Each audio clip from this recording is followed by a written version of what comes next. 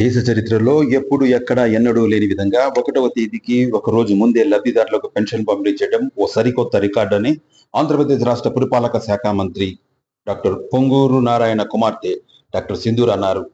Nellore city నియోజకవర్గ పరిధిలోని 44వ division Leela Mahal sector పరిసర ప్రాంతాల్లోని లబ్ధిదారులకు ఆమె శనివారం ఉదయం పెన్షన్లు పంపిణీ చేశారు.